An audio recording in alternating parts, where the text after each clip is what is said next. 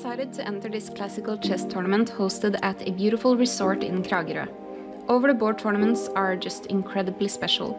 The level of concentration you achieve in over-the-board tournaments are unmatched, as every small mistake counts.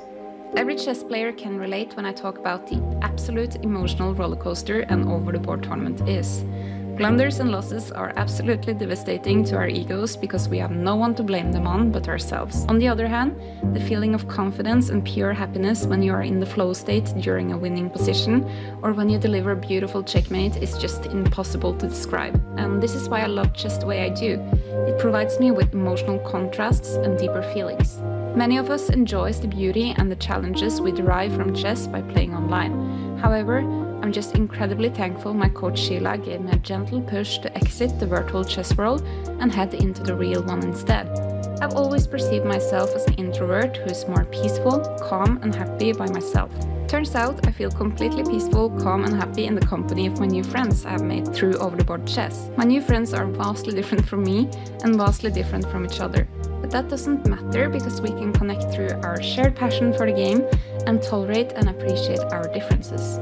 Over-the-board chess has gifted me a passion, something to reach for, motivation for self-development and a community. I've always felt like I didn't belong anywhere, and the fact that I now do is almost confusing to me, but I appreciate it so much. To close the vlog, I would like to share some of the high and lows of my tournament games, so let's start off with some of the mistakes I made.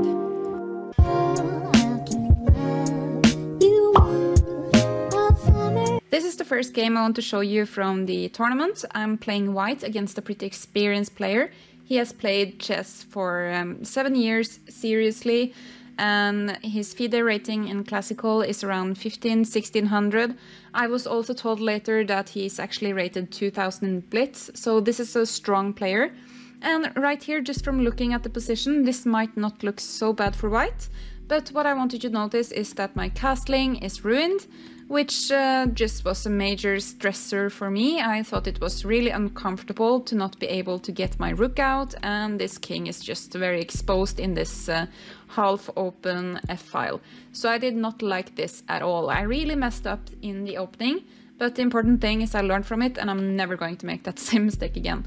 So right here, when I was playing this, I didn't understand that I was better. Like, I thought this is not a crisis, but it's still uncomfortable. But I just thought, okay, I just have to play like I have bolts, even though I'm scared. So in this position, I just played e4, just trying to get some tempo on the knight. And he goes knight g4, which I thought he was going to do. I played my bishop here. I think in retrospect, bishop here would probably be more active. I don't think this is the best move. And he goes h5. I thought this was a bit worrying, but I thought this is probably just to be able to reroute the knight. So in this position, I played knight to e4, which is good. And right here, I am plus 1.6. And I did not understand that when we was playing. It's not clear to me why white is so much better. Like, this bishop is a bit useless. My king is very exposed. So I was really looking at being able to do a manual castling maneuver. So just manually castle like this. I really wanted to get that done, but black made it a bit difficult for me to do it. So right here, this could have been an option. I could just have went for f2 right here and done this manual castling maneuver that I was trying to do either way, but for some reason I thought I didn't have time. So what I do right now is a mistake that I tend doing that I really need to unlearn. So right here we have a nice square for my knight. Of course, this is an outpost because my knight cannot be pushed away by any pawns because the pawns are not on these squares anymore. And what I need to stop doing is to just put my knight on outposts when they have no business being there. So right here, knight e6 check is a bit premature because, of course, black is able to trade the knight away and it's like, yeah, I got a bishop for a knight, and yeah, this pawn is a bit annoying, and it comes with tempo on the queen. So all of these reasons are the reasons why I did it, but I did sacrifice this strong, or I did trade away this strong knight, and it would be better to just have been a bit more patient and just keep having, you know, ownership of this square. So either way, this is how this went on. I just played my rook out. What I need to mention is that right here I'm starting to get really low on time. My opponent, I think he has 50 minutes on his clock, and I'm starting to get a lot less. I think I have like 10 minutes or something, and I get really stressed because I'm still new at this.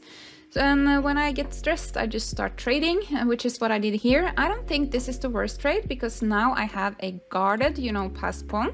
So this should be, you know, a bit uncomfortable for black. And right here, he jumps in with his knight, and here I get to do my manual castling maneuver. So I was pretty happy I got to do this.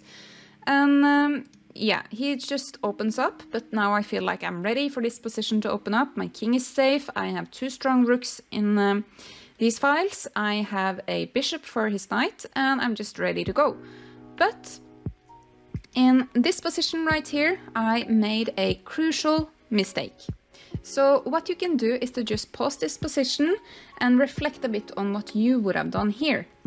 I took the knight, which is a bad move. Like, I should just, what should you say? I should take advantage of that this knight is now, you know, in a pin.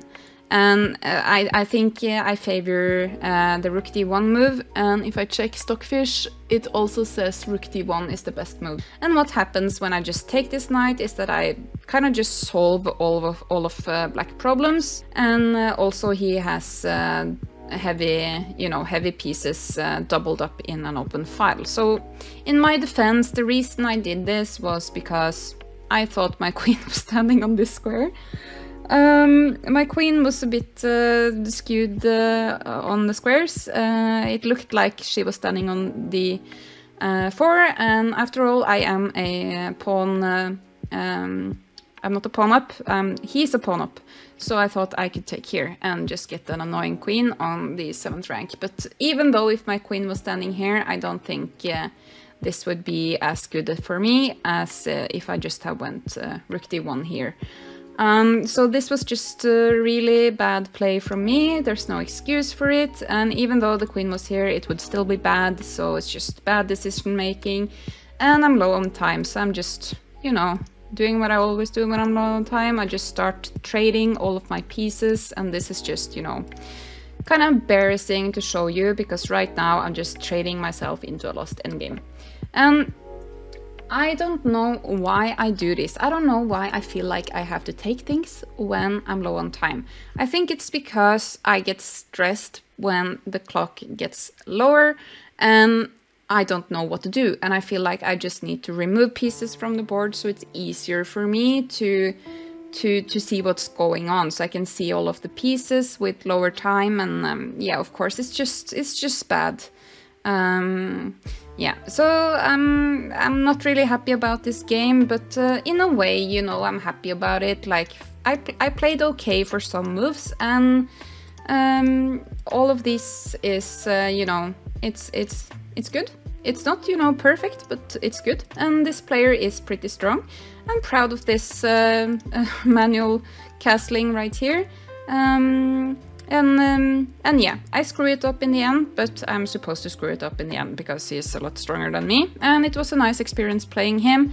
And I got a good reminder that do not make things easier on your opponent by just taking stuff. And when you're low on time, consider, you know, getting time back from, you know, moving a king or a pawn or something instead of trading away all of your heavy pieces when your opponent is a pawn up. So a lot of valuable learning from this game. I played it like a donkey in the end, but I'm 1200, so it's going to happen. So right here I'm playing against someone of around equal rating strength. But the opponent has 6 years of experience and I only have 1, so she, of course, is a lot better than me. And she makes less of these, you know, crucial mistakes that I tend to do. And I'm not happy about this game at all, or I'm partially happy with it, because I got to set up a really nice attack and I got started on a good attack as well. So right here I play f5. And even though we're equal in material, the position is plus 2.1.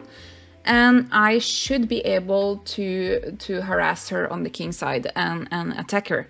But yeah, I made some bad decisions, as you're going to see, so I managed to just lose this attack and we got into a drawn position. So she played e6. It's not a good move. Right now white is plus 5.4 and I just go on, push the d-pawn, harassing this knight. She goes bishop f6, that's not a problem. I find the correct move, which is bishop g5, and she takes the bishop. And right here in this position, white is plus 8, even with an officer down. So right here, the correct move would be to take this bishop with the knight. And I honestly don't know why I did this. I think I was worried about pinning my own queen. I was worried about h6, putting pressure on this knight. But, you know, it's just silly, because if that happens, I always have, you know, f6. So it's just stupid, and I just based this decision of not taking with the knight on feelings and not with an actual line. So I took with the queen instead, and right here I dropped to plus 3.5 instead of plus 8. And black plays f6, and right here I blunder again. I play queen h6. I have no idea why I do this, because right here I just get into a forced queen trade.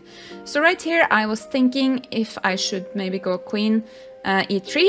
I'm very happy I didn't do that, because of course here we just have a nasty pin on the king right here. So I would have to take like this, and maybe something like this would happen, and it would just not be fun to be me. So yeah, I just, you know, traded queens right here, and you know, my attack is gone. I even blunder again here in this position, and I play rook to e1, which just simply loses me a pawn. Luckily, black doesn't see that, and I play knight to h4, and we play along for a while. What I just want to say is that this position is a bit funny, because we have traded queens and we have traded a lot of officers, but all of the pawns are still on the board. And, you know, I've never had that happen to me in a game ever. So, you know, this position was just very complicated for me to play. At one point I managed to win a pawn from her, so I was a pawn ahead, but I just didn't understand this position at all. And yeah, in the end we agreed to a draw, which was very disappointing, because I had my worst loss ever to this particular player earlier.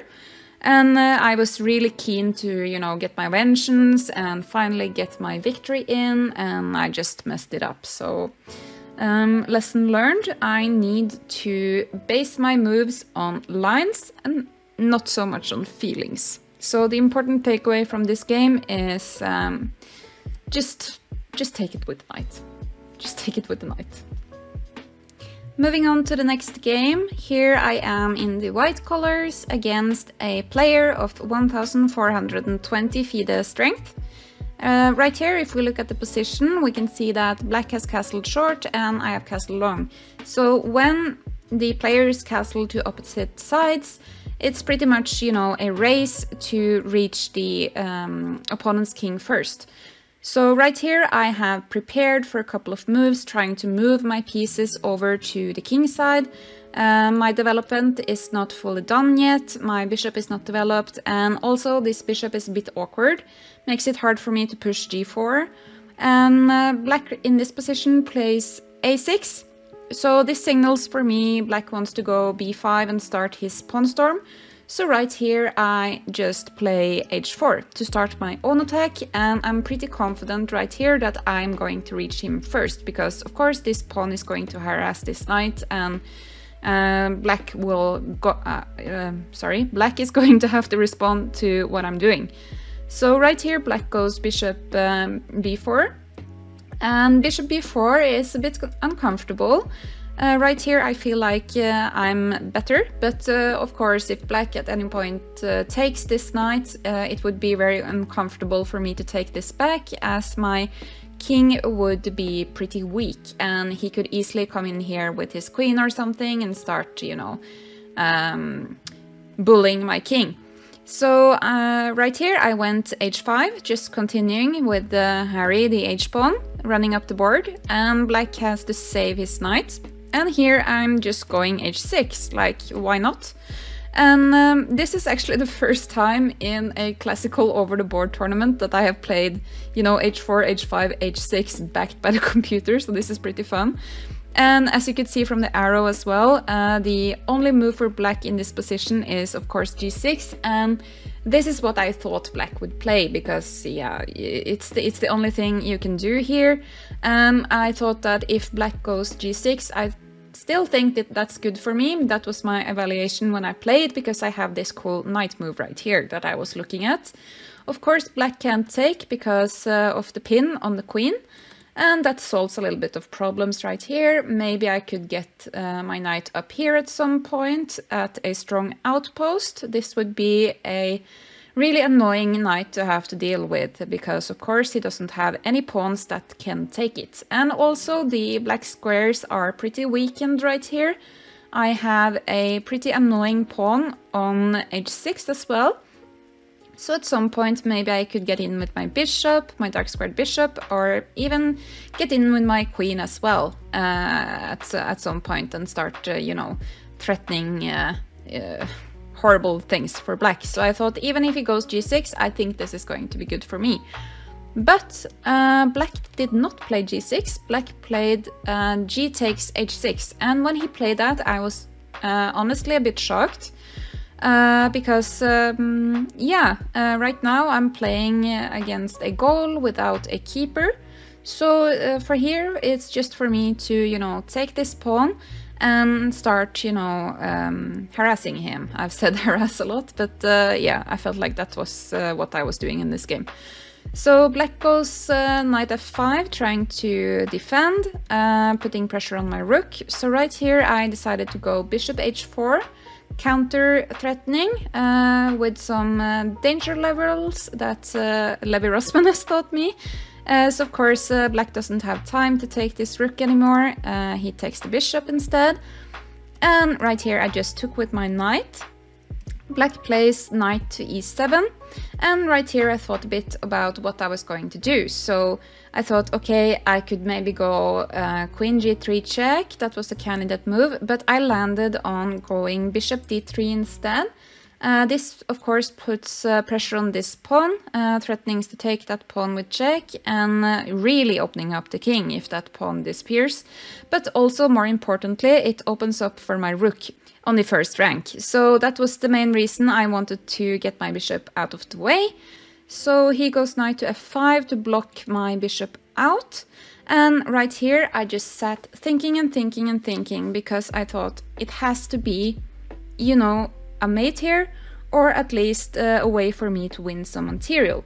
And in this position I visualized a mate with a rook sacrifice. So I encourage you to just pause the video here, white to play, try to find the mate.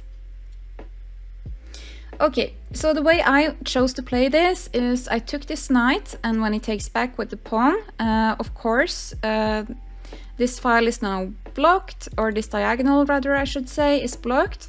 So I went queen g3 check, king moves to the corner, and here I sacrificed my rook with check, he takes with the king, and right here we have unstoppable mate. So black resigned here. If he wanted to play on, he could have gone queen h4, and then I would just take it and it would be, you know, checkmate. So this was a really cool game. As I mentioned earlier, I've never gotten the opportunity before to play h4, h5 and h6 in a row backed by the computers. That was really fun. You know, just this Harry the h-pawn sprinting up the board. It was really fun. And especially since my opponent was so much stronger than me, this was really, really fun for me. Especially after I had some difficult losses, as I talked about earlier. So over to a game I managed to win. Right here in this position I'm black against a white player, and I have managed to blunder. So here white should take this pawn, and if he does so he's going to be plus 2.5. And if we go further down this line, both sides are going to promote, and it's going to be difficult, but white is going to be better, and he should win with perfect play. However, I was pretty lucky in this position because my opponent blundered. So right here he chose to trade rooks, and I'm not quite sure why he wanted to do this. I think maybe he forgot to count that he has to take my rook back, because this is going to take a move.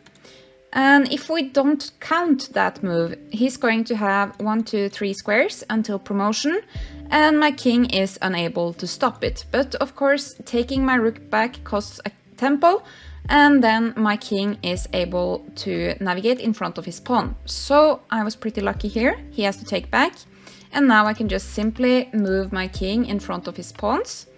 And this should be one for black, but what is interesting is when I played this over the board, I had no idea if this was winning for me or not, because my opponent played this really fast and he looked confident, and also his trainer was, you know, standing behind him and smiling. So I was a bit unsure, why is he smiling? Is he smiling because this is winning for white? And I've never seen this endgame before, but so I had to figure out this pawn endgame over the board, and I thought to myself that I think 3 pawns, they should win against 1 king, right, if they work together.